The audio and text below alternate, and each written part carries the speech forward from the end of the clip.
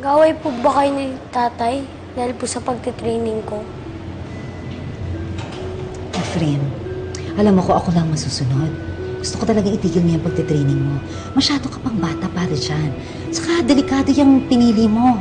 Mamaya madisgrasya ka kung ano pa mangyari sa'yo. Di na po ako mapapahamak eh. Dahil nakabantay po si tatay. Kahit na, hindi niya kontrolado lahat ng sitwasyon sa lahat ng oras. Mag-focus ka na lang sa pag-aaral mo, anak, please. Ha?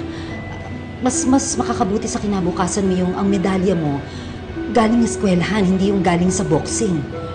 Sorry po kung disappoint ko na naman po kayo. Sorry po kung tingin niyo po ang ginagawa ko mali.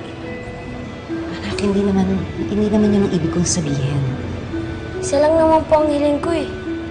Maramdaman ko po na proud po kayo sa akin. Paano naman po maniwala po ko pag sinasabi niyo po hindi po kayo galit sa akin?